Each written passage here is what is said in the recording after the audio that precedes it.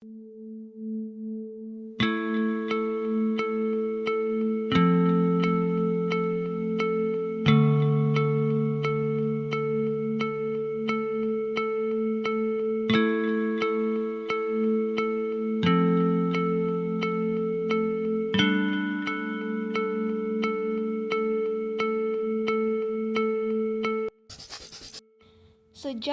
atau Old English literatur, di mana yang pertama itu latar belakang sosial masyarakat Inggris kuno.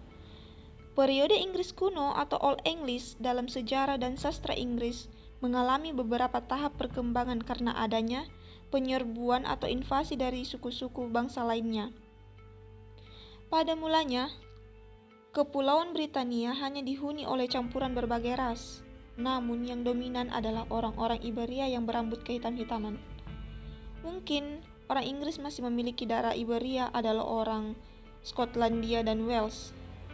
Orang-orang Iberia tersebut melampaui berbagai tingkat peradaban, dari zaman batu sampai zaman logam, dan tingkat kehidupan berburu sampai ke tingkat bercocok tanam secara menetap.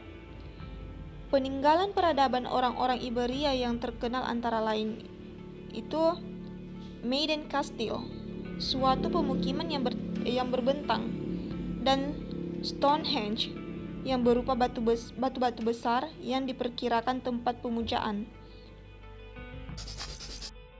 Kemajuan-kemajuan tersebut diperkirakan karena hasil hubungan-hubungan langsung maupun tidak langsung dengan orang-orang yang memiliki peradaban lebih tinggi atau pedagang-pedagang dari Mesopotamia pada tahun 2500 sebelum Masehi.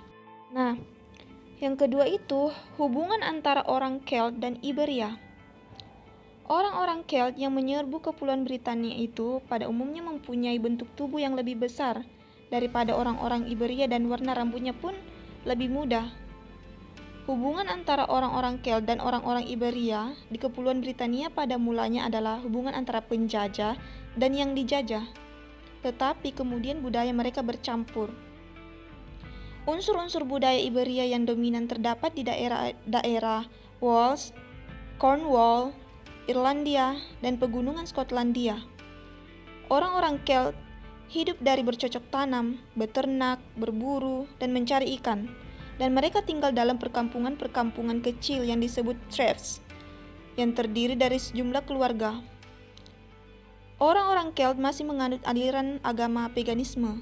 Mereka percaya akan adanya roh-roh yang mendiami bukit-bukit, gua-gua, sumber-sumber air, dan objek-objek lainnya. Mereka juga memiliki kasta pendeta yang disebut Druids. Para pendeta itu berkuasa untuk menentukan bidang pendidikan, peradilan, dan menghukum seseorang dengan pengusirannya dari kelompok kesukuan. Karena orang-orang Celt di Inggris pernah membantu suku-suku Celt yang bermukim di Prancis sewaktu Roma mengadakan penyerbuan ke Prancis pada tahun 55 dan 54 sebelum Masehi, bala tentara Roma menyerbu Inggris. Salah satu tujuannya adalah agar suku-suku Celt di Gaul atau Prancis sekarang mengakui keunggulan bala tentara Roma. Dengan demikian, Roma akan lebih mudah menundukkan orang-orang Celt di Gaul, dan akhirnya dengan mudah orang-orang Gaul akan ditundukkan, dan di samping itu orang-orang Gaul akan menyerap kebudayaan Latin. Bahasan yang ketiga itu masuknya suku Anglo-Saxon ke Britania. Pada permulaan abad ke-5, tentara Roma ditarik seluruhnya dari Inggris karena keadaan di pusat pemerintah Roma itu sudah merosot dan goyah. Kemerosotan tersebut disebabkan oleh berbagai masalah ekonomi dan politik, dan juga karena serangan suku-suku Jermanik yang semakin gencar. Orang-orang Celt dari suku Briton yang telah menyerap kebudayaan Roma ditinggalkan. Pada masa kekosongan kekuasaan itu, datanglah serbuan besar-besaran suku Jermanik dari daratan Eropa dan menghancurkan sisa-sisa kebudayaan Roma yang masih ada.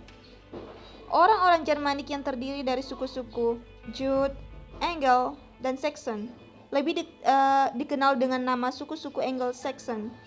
Suku Jute mula-mula berasal dari Jutland di Denmark Utara, tetapi sebagian kemudian pindah ke Frisia, daerah pantai Jerman Utara dan Belanda. Sedangkan suku-suku Angel dan Saxon berasal dari sebagian daerah pantai Denmark dan Jerman Utara di sekitar muara sungai Elbe. Meskipun suku-suku Anglo-Saxon mempunyai nama yang berbeda-beda, mereka mempunyai kebudayaan, termasuk bahasanya yang hampir sama. Mereka menyembah dewa-dewa yang sama, antara lain Thor dan Woden. Mereka juga memiliki sastra lisan yang sama, misalnya tentang cerita pahlawan Beowulf yang kisah seluruhnya berlangsung di Skandinavia. Kesusastraan lisan ini baru ratusan tahun kemudian dituliskan oleh para rohaniwan Kristen.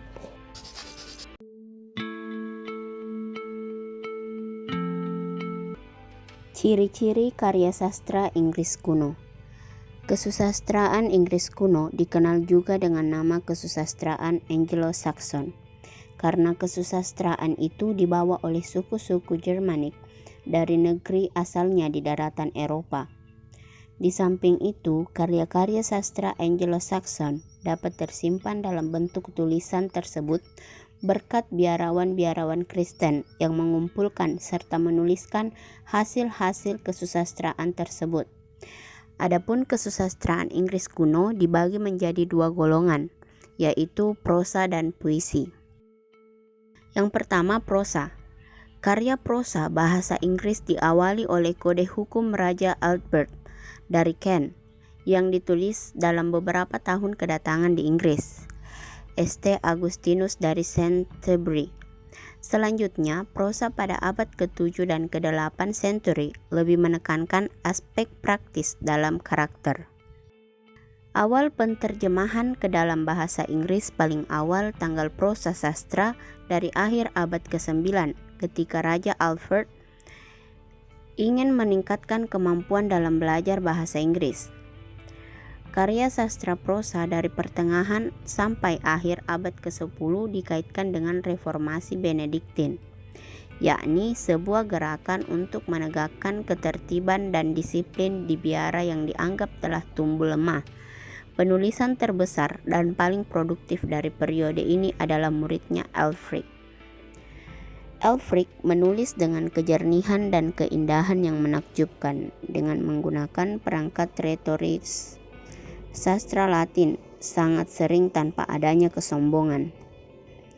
Yang kedua, puisi. Hampir semua puisi Inggris kuno ditulis dalam 1 meter, 4 stres dan sintaksis atau penggalangan antara tekanan kedua dan ketiga, dan dengan aliterasi yang menghubungkan kedua bagian baris. Pola ini kadang-kadang divariasikan dengan garis 6 stres. Puisi adalah rumusan yang menggambarkan pada seperangkat frase, saham, dan pola kalimat, menerapkan julukan standar untuk berbagai kelas karakter, dan menggambarkan pemandangan dengan gambar seperti berulang sebagai elang dan serigala yang menunggu selama pertempuran untuk berpesta bangkai, dan es salju dan yang muncul dalam lanskap untuk sinyal kesedihan.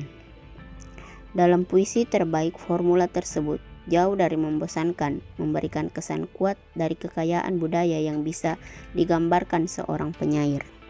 Lebih dari separuh puisi Anglo-Saxon merupakan puisi keagamaan. Sebagian besar puisi ini merupakan terjemahan dan saduran dari kitab-kitab Perjanjian Lama dan Baru, kisah orang-orang suci, dan sajak-sajak yang paling utama berasal dari daerah-daerah Northumbria dan Mercia dan diciptakan dalam abad ke-7 dan ke-8. Struktur puisi Inggris kuno mempunyai ciri-ciri sebagai berikut. Yang pertama, unit matra terdiri dari 1 baris. Kedua, setiap baris dibagi menjadi 2 bagian, masing-masing bagian dengan 2 tekanan keras. Ketiga, 2 atau 3 suku kata bertekanan pada setiap baris dimulai dengan bunyi konsonan yang sama, yaitu adanya aliterasi. Dan yang terakhir, sajak puisi Inggris kuno biasanya tidak memiliki rima.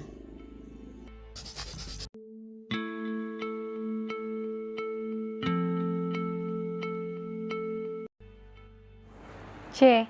Tokoh-tokoh sastra Inggris kuno. Dalam perkembangannya sastra Inggris kuno, terdapat banyak tokoh yang menjadi jembatan penyalur karya sastra pada masa tersebut. Tetapi, terdapat beberapa tokoh yang dapat dibilang terkenal karena karya-karyanya pada masa Inggris kuno. Yang pertama, Raja Alfred.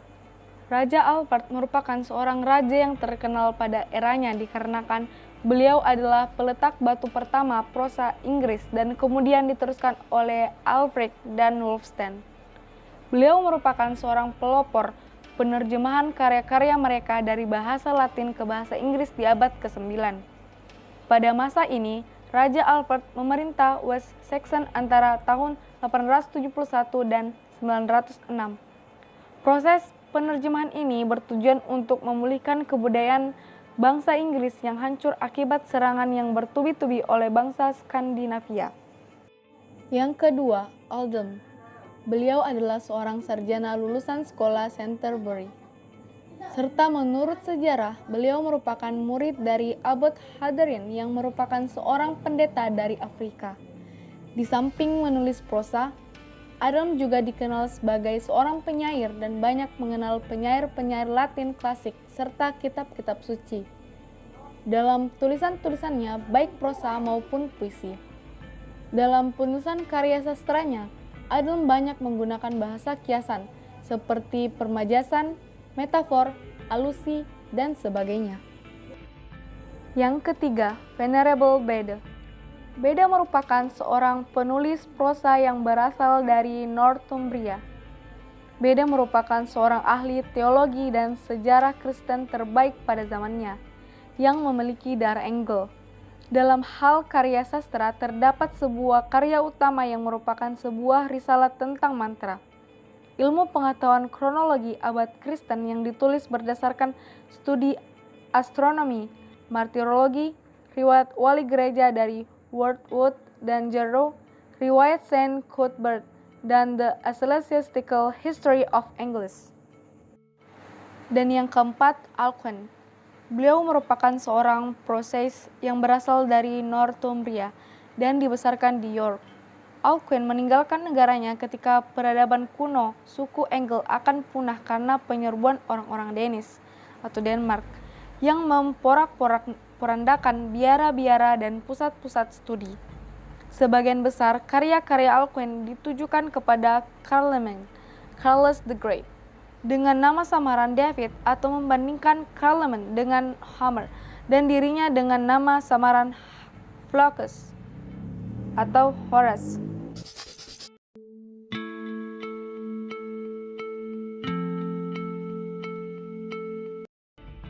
D. Contoh karya sastra Inggris kuno. Beowulf. Beowulf adalah seorang pahlawan di abad pertengahan yang kisahnya diketahui lewat sebuah puisi panjang. Puisi ini dijadikan puisi nasional bangsa Inggris untuk melestarikan budaya leluhurnya. Di Inggris, puisi ini juga diwajibkan dibaca murid-murid sekolah atas. Puisi Beowulf mengisahkan perjalanan hidup seorang pahlawan mulai sejak dia masih muda sampai kematiannya yang heroik. Meski ditulis dengan bahasa Inggris kuno, setting tempatnya berada di daerah Skandinavia di sekitar Swiss dan Denmark. Sejarah Beowulf dipercaya benar-benar terjadi sekitar abad 675 Masehi. Sementara manuskrip pertama ditulis sekitar abad 1000 Masehi. Perubahan pertama yang diyakini terjadi mulai dilakukan saat para pendeta menulis kembali kisah Beowulf dengan sempalan idiom agamanya. Meskipun demikian, benang merah kisahnya tetap terjaga dan dilestarikan oleh siapa saja yang menuliskannya kembali.